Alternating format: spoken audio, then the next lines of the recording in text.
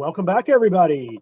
Wow, what a day. We're just cruising along, and so much great conversation going on in the chats. We have people literally from all over the world who are tuning in for Digital Entertainment World. Couldn't be more excited about the way things are going.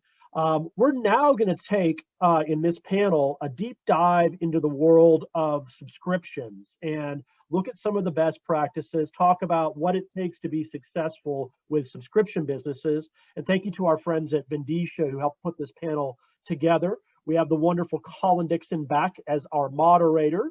And on the panel today are Nelson Veiga, Vice President, North America Enterprise from Vindicia. Welcome, Nelson. It's great to be here. Thanks for the opportunity.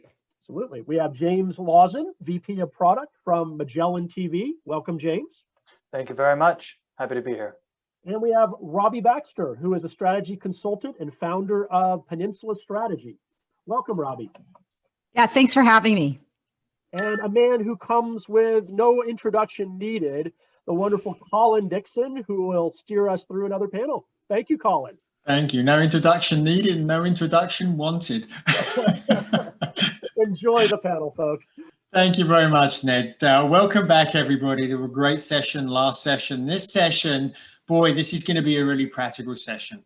If you are wondering how to hang on to all of those subscribers that you garnered last year, you are in the right place, because that's exactly what we're going to talk about. TiVo says in their latest video trends report, the average broadband subscriber, video watcher, added 2 services last year, and a Crunchyroll, who was on our first panel this morning, this morning, they added 1 million subscribers, 33% increase in just 6 months in the last 6 months. So look, we've seen a remarkable run up in subscribers. But now, what happens when people go back to work? What happens when people start going out again? Are all of those subscribers going to bail? Well, hopefully not, and that's going to be the subject of our discussion this morning. So I think I want to turn first to you, James. So maybe you could just introduce MagellanTV a little bit, and then can you talk about your strategy for recruiting new subscribers? And perhaps you can also talk to virtual linear channels. That's come up a couple of times this morning during the discussions, and I'm wondering how that features in your strategy for doing that. So anyway, quick introduction to MagellanTV, and then let's talk about that topic. Great, thank you, Colin. Yeah, so MagellanTV is a subscription service serving the niche need of documentaries, or a documentary streaming service. Think Netflix, but only documentaries. This puts us into a unique position, especially in the acquisition space, because with this very sort of focused area, it allows us to really focus on why someone would want documentaries, and to communicate our acquisition strategy in sort of this language of establishing a reason why someone would want to watch documentaries, why it's important to them in the first place, rather than focusing so much on the, let's say, the value propositions of how many documentaries. We talk about that too, but really leading with why we feel like is an important part of that acquisition strategy. And then in terms of the linear channels, yeah, that's really been a big win for MagellanTV, especially now that we're coming out of sort of this early phase of growth and into sort of the stage 2 of really trying to then also scale all of that reach. We've had a lot of great success on Samsung TV, and it really allows us to demonstrate what our content is about beyond the free trial. We think that oftentimes a free trial alone isn't sometimes enough. So by having that linear service, it is a perfect complement to your premium SVOD, because it's a perfect foil. One is on demand, no ads. The other one is linear and with ads. So we feel like the two actually pair really well together in even that acquisition area. It's brand recognition that pays us with a little bit of ad revenue. So that's how we like to think about it.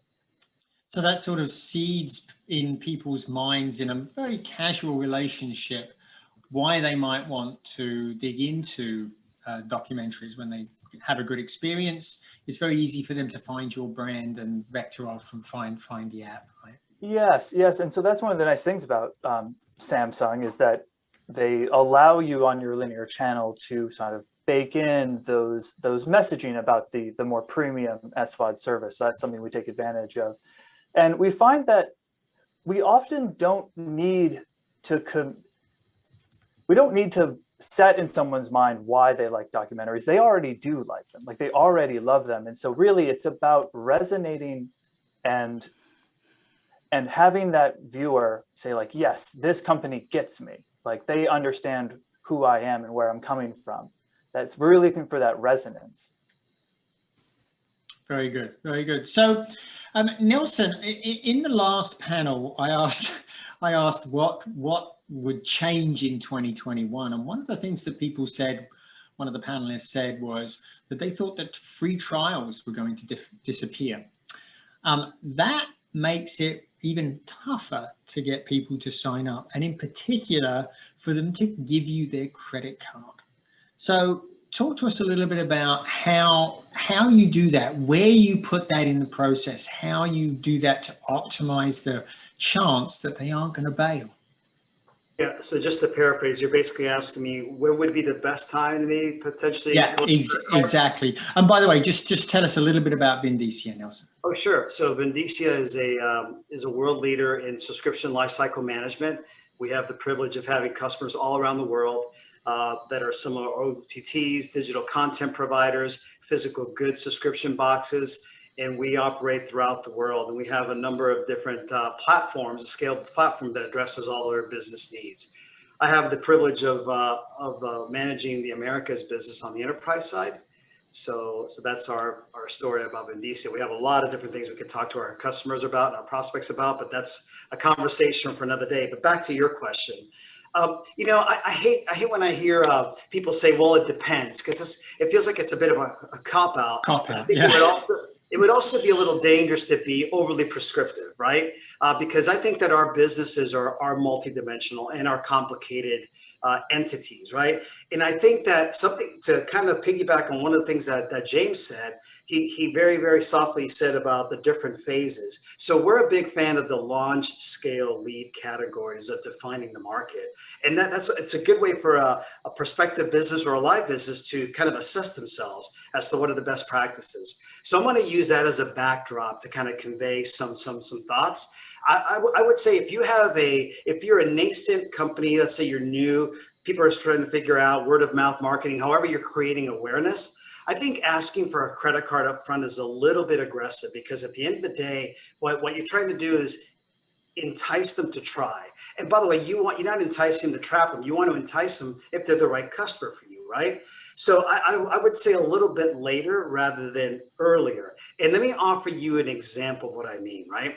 So I've seen one of the best practices that I've seen is starting the free trial without collecting the credit card. And let's say it's a 30-day free trial. You may not collect it initially, but maybe a little bit into the relationship, then you ask for it because you sort of gained, let's say, the respect and the engagement with them to ask them. And that's a really good measure to define it. Now, if you're a very well-established brand where you're getting all kinds of people, you're doing a lot of advertising and so forth, you're getting hammered, I think it's appropriate to ask for it up front because you have years of proven value and you have a large audience. So I think it's appropriate there. So it's not a cop-out answer. I'm trying to give you it's conditional. Most things in this world today are conditional and have context. So I'd like to offer a couple of different ways. Again, just to recap, if you're new and nascent, try something a little bit softer, potentially not initially, but somewhere during that initial part of the relationship.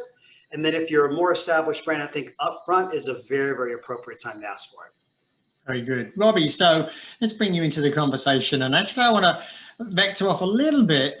Jeffrey Stansfield, who's entered a question in the Q&A window, he said, how do you transfer free trials into paid subscribers? What are some of the techniques that you advise your clients? And tell us about who you are, what you do, and then let's deal with that question. Yeah, so I'm a subject matter expert on membership and subscription models. Been focused on that space for the last 20 years. Wrote The Membership Economy to explain why this model is so powerful about 5 years ago, and Forever Transaction to explain the nitty gritty of how to do it just this past year. And my firm, Peninsula Strategies, helps organizations thrive with subscriptions. And, to answer your question about that transition from free trial into paying and kind of what are the biggest challenges there, I think most organizations underinvest in onboarding of new subscribers and thinking about the connection between what is going to bring them to take a free trial, which is really a taste of what you've got, the best that you've got, because they don't know what it tastes like, or they don't believe it's as delicious as you promise. And that's why sometimes, if you've been around a while, everybody already knows what it tastes like, so you don't need to offer a free trial anymore. But if your subscription is something new or something they don't understand, a free trial is a great way to build credibility and understanding, as both James and Nelson pointed out. But the challenge is picking the right people, onboarding them and introducing them to other content and helping them to make that transition from maybe the one piece of content that brought them in the first place to making this part of their habits. So thinking about what happens, not just the content itself, but what happens between content experiences, I think is the most important thing if you want to move somebody from free trial to paid and engaged, committed subscriber. Very good. So that leads to an interesting question that we can think about, which is how should we be measuring success? I mean, should it only be in free trial translations? What are people watching, and how do we know if our acquisition strategy is working? So James, this is obviously something that's very important to you. How do you measure it? Yeah, so of course, we do have a cost per free trial start metric. That is something that we track. Although we're always sort of more interested in that lifetime value, because just as Robbie pointed out, it can be very easy, and you can get stuck by these pitfalls sometimes, where you find some type of channel and man, does it deliver free trial starts. It's just lots and lots of trials, but they don't convert. Or they're the type of customer or member who just, watches you, churn, like burns through all the content and then immediately churns. And those are not very valuable. You're looking for that type of user or member who wants to be a part of what you believe and has this content as not only as entertainment, as something that they are interested in, but that it's speaking to a deeper why or a way that they view themselves about their content choices. And again, just to what Robbie was saying with onboarding those members and communicating with them in a way that, goes beyond talking about just like, here's how to cast, or, here's how device linking works. You'll be surprised how effective communicating those emotions or the outcomes, either the outcomes of watching documentaries and using the language of your customers in that does wonders for building that relationship. And that's really important for retention, because in the subscription world, I don't think about this as transactions. I actually don't think about them as customers. We specifically call them members. We're here to have a relationship with them because they are members. We want to have to support their relationship with us and have them, belong here as a part of a community. Right. So Nelson, what do you recommend that people monitor to gauge their success with their acquisition strategy? Well, look, at the end of the day, the numbers are metrics. It's conversion rates, right? I say to my customers all the time, or my clients, by the way, the difference between a customer and a client has an ongoing relationship. So there's one definition. I'm with you, James. I don't like the term customer in our business at all, because they're clients or they're members, just like you said. But going back to say, look, first of all, you have to agree on a set of metrics. And again, depending on where you are in your life cycle or in your phases of, let's say, evolution in your subscription business, you got some key metrics. And I think early on, especially, the acquisition is a key metric, right? So what does that mean? Acquiring them either through free trials or paid trials or whatever, and then how much those convert. I think that a lot of folks in this audience would agree with me. So conversion of trials is a very easy metric.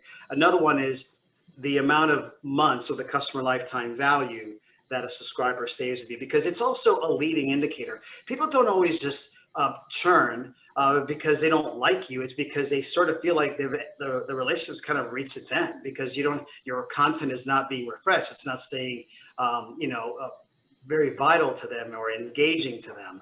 So, again, you want to look at the high level metrics: acquisition, customer lifetime value, i.e. call it the length of stay with you, right? And then lastly is also churn rates, right? You want to make sure that your churn rates are not toxic, right? And there's a number of different strategies that you could do to address all of those. Indeed, indeed. Robbie, what are you recommending your clients keep an eye on? Yeah, well, I think the first thing is to figure out why they're churning. And sort of whose fault it is or what the problem is. So it might be failure to launch. That is, they joined, they subscribed, and they never actually got any value from it. They never used the content. They never connected to their TVs. They never made it a habit. That's like a failure to launch is about, onboarding that new subscriber. If it's about intentional binging, somebody comes in, I think, James, you mentioned this, they come in, they use up all the content that they want, and then they're out of there after the first period or maybe even in the free trial. That's usually about who you're attracting. So that might be about attracting the wrong people or giving them the wrong message, or not introducing them to other sorts of content. You came for the comedies, wait till you see our dramas, that kind of a thing. And then the third one is declining interest. Like they've used up all of the content that you have, or they're not finding it relevant any longer. And that's about maybe your content itself. So the first thing is to really break down retention or churn into the different drivers of churn, and then, fixing them one by one. I had one client, and they brought me in because they had a retention problem and they were about to fire the person responsible for retention. And we had this meeting with people from all across the organization, and we talked about all the reasons that people are churning. And the number one reason was that they had this very special piece of content that everybody in the region wanted. And every ad featured, get this content, it's available now. So everybody came in, watched that piece of content and churned out in the first period. They never planned to stay. That wasn't really the fault of the retention team. That was the fault of the acquisition team and how they were marketing the subscription. Yeah, I want to pivot off of what Robbie just said and really go even further, and really important that in your analytics, you're not only looking at your marketing side of things. If you're only looking at your marketing incoming channels and conversion rates and all of that, you miss all of the really important metrics that are around the content and around usage. We find that while the marketing, the inbound is super important, we almost get more value looking at the post-acquisition behaviors and those metrics, because those can help you identify channels that, okay, maybe they're a little bit more expensive, but it's the right person. That's the type of person we need to be going for, because they watch more, or we find it's not even about more hours, it's about a consistent pattern. Like they're in about a habit. A habit, yeah, building that pattern. That's a really strong signal. So, but that's really tough because there isn't, a Google Analytics plugin for content analytics. So it takes time and real focus and thought to be able to build out these metrics properly, and assigning your incoming marketing channels to then what content behaviors did those channels create, and then what were the lifetime value consequences of that behavior pattern. Right, and you are it's a very, particularly the niche, well, it's not even a niche, the area that you're in, which is documentaries. This is very competitive, even amongst the biggest providers. Netflix has obviously made a bit of an effort in this area as well. How does MagellanTV, how do you keep your customers coming back and not just spending all their time in Netflix and eventually canceling? Yeah, well, so when we launched Magellan, we spent a lot of time doing customer interviews and doing our background research to better understand exactly this question. Why would you join MagellanTV? Like, that's a really good question to know the answer to. And we found that when we're able to target someone who's really like, they want more of the nitty gritty documentaries, we find that our members, when they talk about Netflix documentaries, they kind of wave them off like they're too mainstream, or they're they're not hard hitting enough, or they're too surface, which is great because that means I can pass that information along to our acquisitions team, or not acquisitions as in content acquisitions team. How do we build our content pipeline? And we're able to then build out a pipeline of documentaries that are fearless and going into the details. A whole series dedicated to the history of presidential automobiles, and like long history series about that, and it's super popular. It does really well, and it's because we're able to understand the mindset and the wants of our customers, and then by presenting the right kind of content and then showing the variety of content has also proven to be very helpful in converting those customers into members to build out that behavior pattern of using us. So, I would say for any other niche services that are either just starting or in the mid area of growth like Magellan, of course, you're always concerned about how do we scale? How do we get bigger? How do we scale? And that's a super valid point. But at the same time, don't be scared to believe in what you do. Like, people want that type of super detailed, gritty content, and it does well, and it creates a distinction point against the other bigger channels who, the Netflixes and the Amazons of the world, like they have to have a very broad mandate in their content because they're huge and they need to maintain that level. So as we pivot into being a more large company and we continue to grow, in future years we can have a discussion about what was it like pivoting away from this niche content play. But for now, it's working out for us.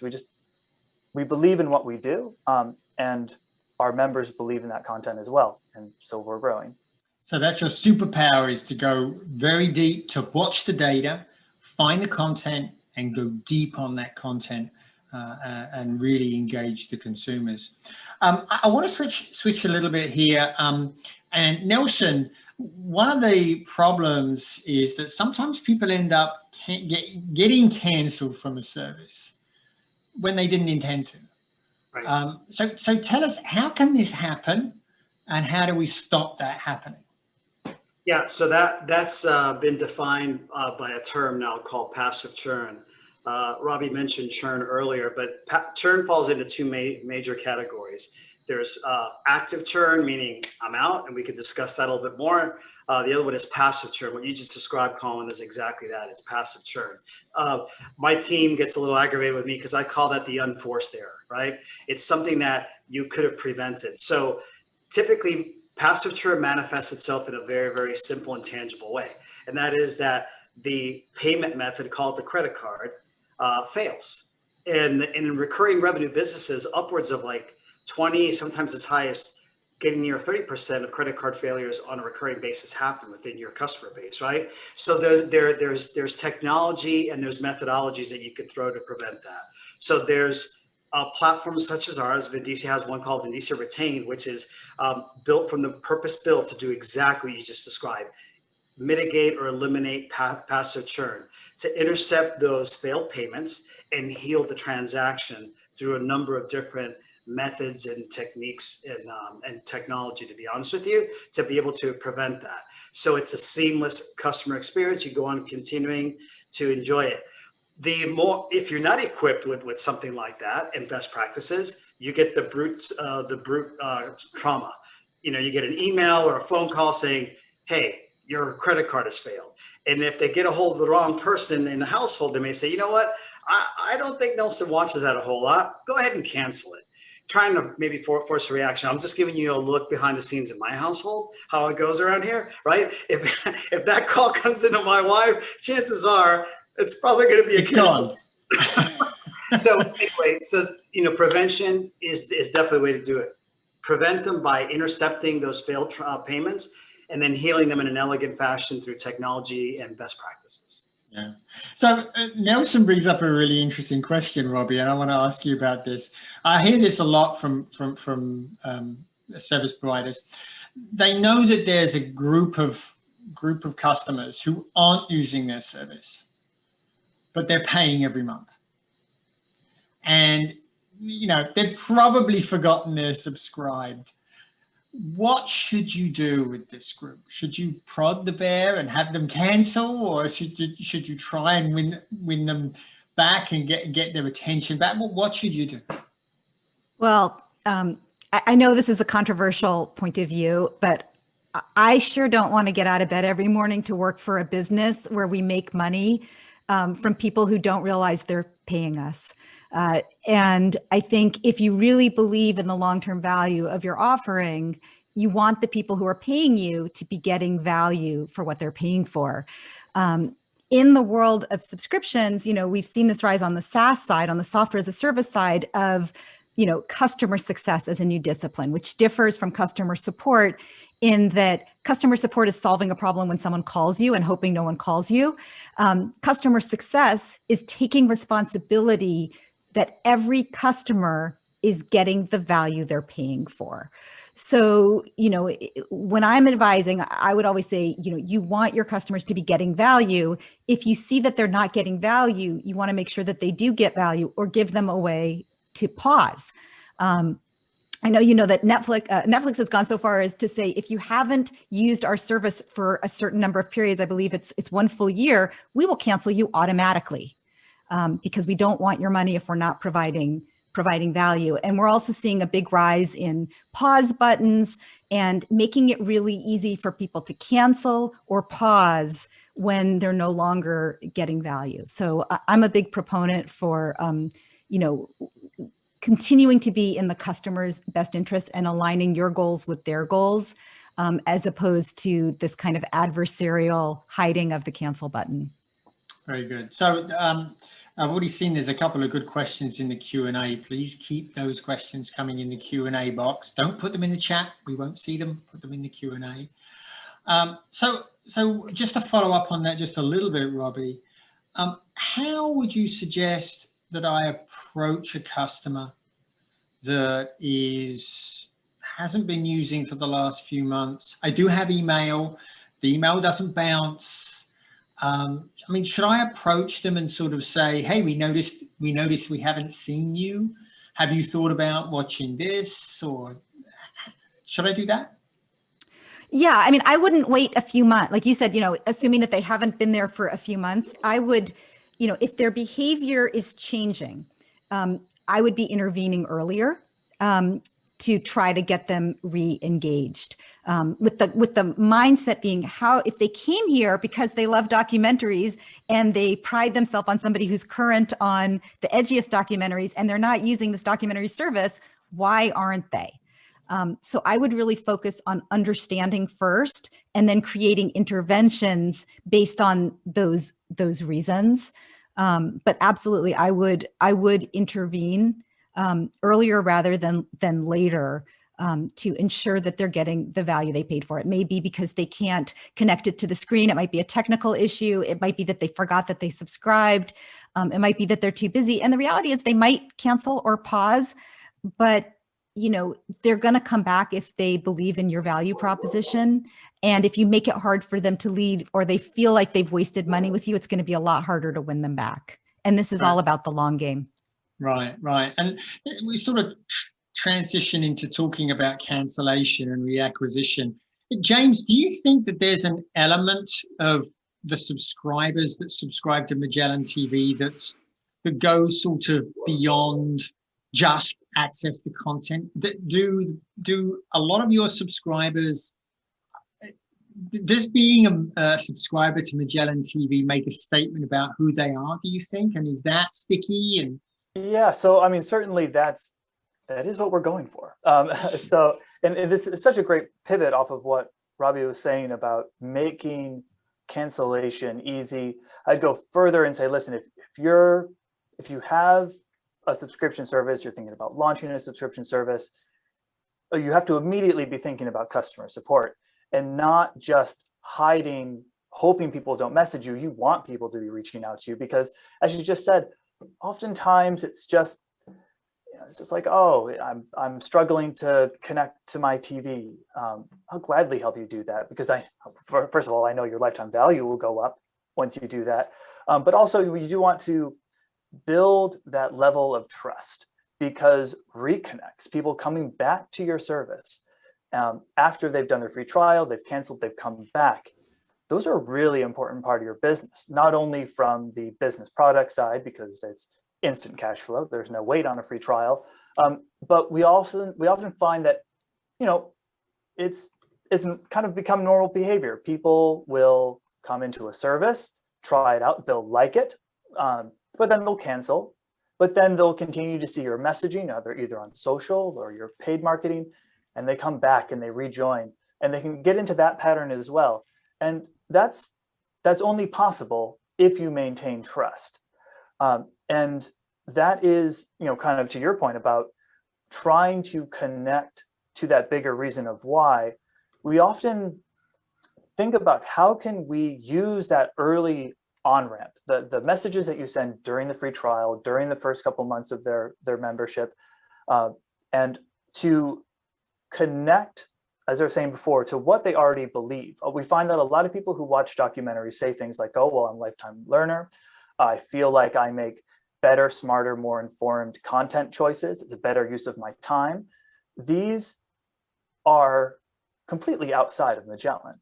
Like, those are the reasons that they watch documentaries with or without us. So by having MagellanTV communicate that back, to reflect that back, and honestly, that is what our team believes, that documentaries are a good use of your time. It is a smart content choice. But by having our communication be in that type of language, it kind of creates a little dilemma for your member.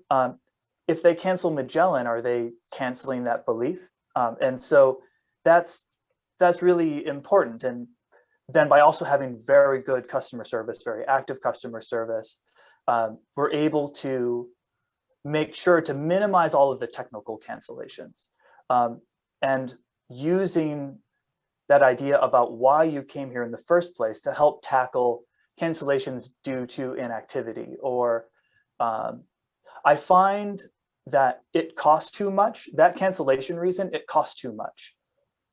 Doesn't mean it costs too much. It just means you're not providing, they don't see the value you're offering at the level you're pricing. So that's something you can actually tackle. Like, you can, by helping them better understand why this is important or how to better access the content, those can directly attack churn while also maintaining trust, which helps with reconnects on the back end. Very good. So it's sad to say that some people do actually follow through and cancel. We've heard a couple of best practices, which is making it really easy. Nelson, what are some of the other things that people should be making sure they do in that cancellation process? Yeah, look, I think there's only so many ways you could say these best practices. I think Robbie and James are bringing up some really good points. Don't hide the apple, right? If they want out, let them out, because all they're going to do is aggravate you. And the last thing you want is negative word of mouth marketing, because that's going to be tough to deal with. Like, don't sign up with those guys because you're never going to get out of it, right? It's like, so you don't want that. So just to reiterate, make it easy, but ask for something in return. I think that most subscribers, let's just call them members or whatever, if they're going to leave, you should take it as an opportunity to capture the why. You know, Simon Sinek wrote a book, Start with the Why, because then you'll gain some insights. James pointed out earlier in the conversation that gaining insight into customer behavior will only enhance your ability to have customer lifetime value. So don't hide the button. Don't make it tough. I remember eons ago when you went to cancel AOL. Yes, I'm that old. When we go to cancel AOL, they would send you to a number that would disconnect you. Man, that was horrible, right? So go ahead and process the request, but ask for something in return. They ask for the why. And by the way, especially in the situation that the world is in right now, you could find yourself where it's not that I don't value the service. It's not that I don't like it. I just can't afford it, right? So maybe you can put them into something a little bit more affordable, something that dovetails into the realities of their life, or maybe it is a consumption thing, right? And this, by the way, is a segue, but here's something to think about. It's maybe in a little bit of an advanced technique, is if you have bundled services where you have other offerings, maybe you could consider sort of a swap out. If this doesn't work for you, maybe this would, and maybe kind of try to move them into that direction. So don't, just kind of throwing out best practice, because this is what this is all about, is sharing ideas and things that folks are out there trying. I notice that more and more companies now are evaluating the potential of bundling, whether their own services or somebody else's, to be able to be a little bit more agile. So I think that, look, I'm just validating what Robbie and James said, but again, I'm just saying, don't hide the apple, measure engagement, ask the why, and you'll get out of there better, faster, smarter than you are. So Robbie, I want to ask you, something you suggested was using pause, which I think is a very valuable tool, and that's certainly something that you can offer in that cancellation process. Rather than cancel, why don't you just pause? But reality is people do pause, people do end up canceling. What are some of the best practices for getting those people to come back? Yeah. So first of all, I just want to say the number one thing that you can do to extend the duration, the lifetime value of a customer, the likelihood of them staying, the likelihood of them coming back, is to invest in your onboarding process, to know who you're attracting and to make it a habit for those subscribers. That's going to have the biggest impact. When you lose somebody, when somebody cancels, as Nelson just said, it's really important to know why they left so that you can come up with the right way of winning them back. If they left because they said, there's nothing else I want to watch, then you invite them back when you have more for them to watch. If they left because your technology was too complicated to use or didn't work, in their environment or wasn't reliable, you tell them when you've invested in solving those problems. So segmenting out the different reasons for churn and having specific remedies for each and specific win-back strategies for each, I think is really critical. And kind of goes to this bigger point of really understanding your customer, understanding what brought them to you, what's their bigger goal, and what drove them to leave, so that it's easier for you to figure out how are you going to win this specific subscriber back, because they're not all the same. Right. And James, how are you handling this today? What's working for you? What's not working for you to bring them back into the fold?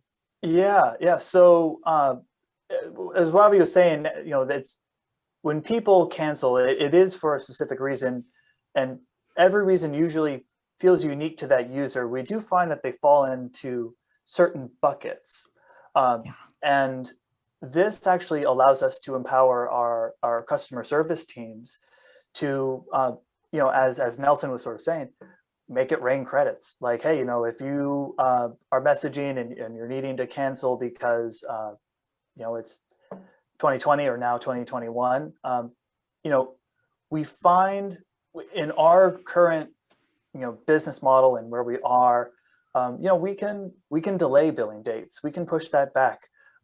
And that builds goodwill, it builds good trust.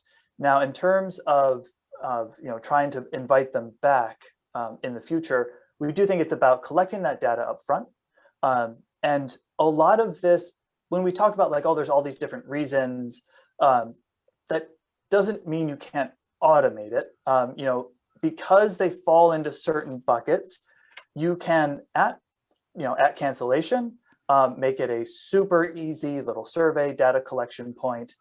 And then a week later, 2 weeks later, have, what is honestly, it's an automatic message, but spend time and write it personally.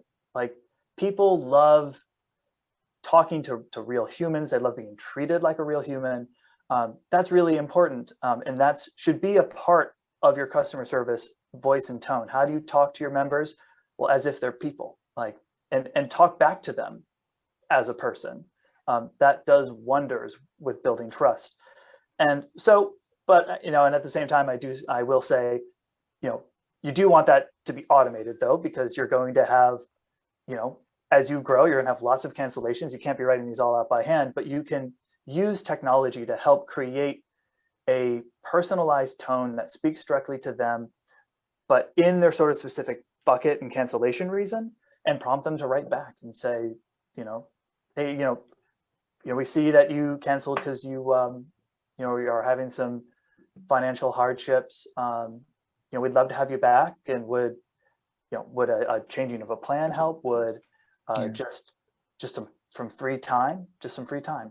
You know, because fortunately, in the content streaming world that Magellan is, you know, we're not like a physical box delivery service. The cost of actual delivery isn't really that bad. So a free month to build goodwill, to keep them in the ecosystem, it's totally worth it.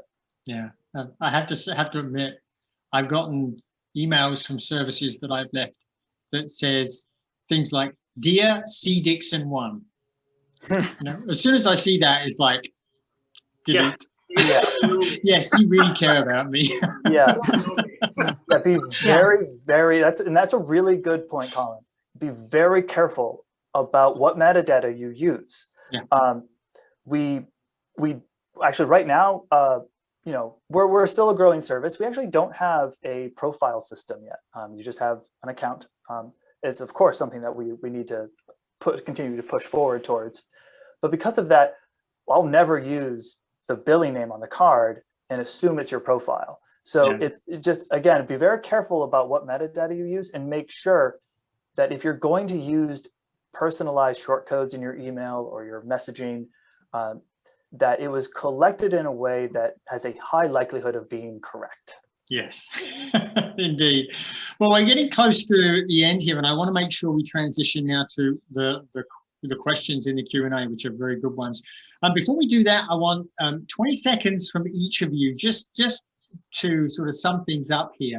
Name one thing a service provider should do now that they might not have thought of to improve revenue or reduce costs. So why don't we start with you, Nelson, and then we'll go to Robbie, and then James, and then we'll go to the Q&A. So something new that people don't talk about a whole lot, 20 seconds. James just actually mentioned two of them. Let me put them in action. Profiling, understanding that an account is not one person. It could be multiple people. So in order to get granular, you could set up sub profiles and so forth. You can have technology to do that, because it may be the four of us sharing an account, and we may all have different usage patterns and different tens and likes and so forth. Next up, measure engagement. Make it a discipline. There's ways to do it. There's technology out there. There's companies like Redfast and Vindicia doing it that allow you to proactively measure engagement, prepare for it, execute it, and have a plan. If it's dropping, what to do about it. If it's picking up, what to do about it. So there's two actionable things. Very good. Robbie. Reconsider the role of free in your business model, whether that's a free trial, which is, as I said before, a taste of the best that you've got so that they understand what it is and they believe it's as good as you said it was, or whether it's freemium, where in some way, by giving somebody access to something for free forever, it either organically leads to paying subscribers, or it creates more value or more awareness for your paying business model. All of those can be great ways to strengthen your business model. They can also be ways of throwing away value. So be really clear and deliberate about how you think about, test all of the different possibilities for free, and also make sure that you're getting an ROI on anything that you're giving away.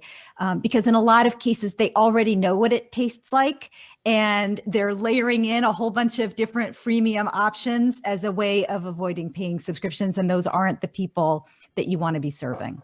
Very good. James, 20 seconds. What do you think? Something we haven't thought of. Yes, has been sort of my theme of my point of view is to stop thinking about what you sell and start thinking about why your customers want it. Get outside of your own shoes, go sit with a customer, look at it from their angle. And if you don't know why your customers want you, my best solution is go find influencers in that area, talk to them, and then do an influencer marketing campaign. Because when you use an influencer, you don't have to start at discovery. You don't start at trying to introduce who you are. The influencer does it, and they're already trusted. Therefore, you're trusted. If the person they like says you're great, you must be great. So go think about why people want you in the first place. And if you don't know, go find influencers and talk to them about it. Very good, very good. So we are going to do a couple of questions from users. Jeffrey Stanfield, he asks, what do you think of affiliate programs with other similar platforms, and what kind of deals can be struck with them? So who wants to take a swing at this? Affiliate programs. Maybe we'll ask James first. Yeah, so affiliate programming and with other, I'm looking for the question right now. Can you repeat the question? So what do you think of affiliate programs with other similar platforms, other similar providers, and what kind of deals can be struck? Yes, so that is certainly an area of growth. I mean, as Nelson was saying, bundling is really becoming a hot topic. And it is something MagellanTV is looking into. My biggest concern with affiliates is make sure that the people you're partnering with will resonate in the same community. Like, you don't want to be diluting out sort of your, not really market appeal, but as Robbie has mentioned, as we've all mentioned, in the subscription areas, you want to be going for the type of customer that wants to be here, that wants to provide you that long-term value, not short-term value. And if you're able to find an affiliate deal that unlocks that type of person, great. But oftentimes you might find that an affiliate deal brings you maybe lots of brand recognition, a lot of trials, but not really lifetime value, which is really more the metric that I'm the most concerned about, is lifetime value. Right, right. Devinda Luthra asks an interesting question. Are there any differences between international subscribers' retention plans versus US subscribers? So maybe we can start with you, Robbie, on this and flip over to Nelson. Yeah. Robbie. Oh, sure. Yeah. So it's such a good question, and I think it's one that's emerging. But the answer is emerging. Even 5 years ago, it was so different by country, not just because of retention, but because of, cultural norms around payments, around, whether or not they were willing to give you their financial information, around security, around legal and regulatory constraints.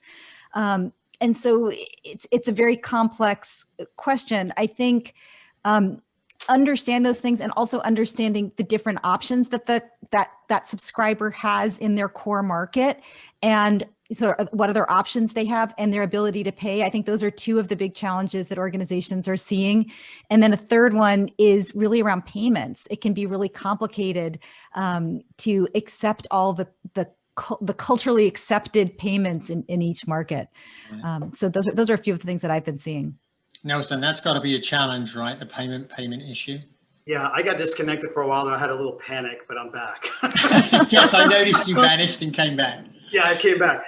So look, I've heard part of Robbie's answer. So long and short of it is, if you're going to operate internationally, make sure that you're equipped to operate internationally. You guys were probably talking about this, but your underlying technology platform has to be able to work in the markets that you're in, i.e. what is acceptable, as Robbie was saying, in the US and customary may not be that way in parts of Europe and so forth. So I always say, let your marketers think big and do big, but make sure you have that capability underlying. Remember, if you think of a great idea, I'm going to go from US, Canada, and I'm going to go into Mexico. Great. If you don't have the ability to execute technologically there, what's the point? Your strategy is not going to be able to operate there. So, but one underlying sub detail, if you will, is exactly what you were sort of mentioning there, Colin. That is having a vast portfolio of integrations to different payment processors and payment methods. I know it sounds rather granular,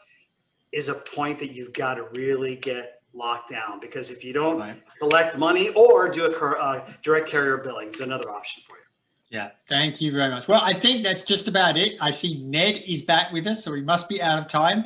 Nelson, James, and Robbie, thanks very much. And Ned, back to you. Thank you, everybody. Lots of, to use one of Robbie's words, lots of goodies there in that session. So I appreciate it. Don't go away, folks. We have our last session of the day at the top of the hour. It'll be a really interesting discussion. Ralph Simon will be moderating it, and it is two of the founders from Raised in Space. You'll learn more about them in the call, but it is a company that is both a venture capital or investment firm and developing some very interesting technology. So join us at the top of the hour. Thanks again, Colin, James, Robbie, and Nelson. Have a great one, folks. Thank you. Thanks.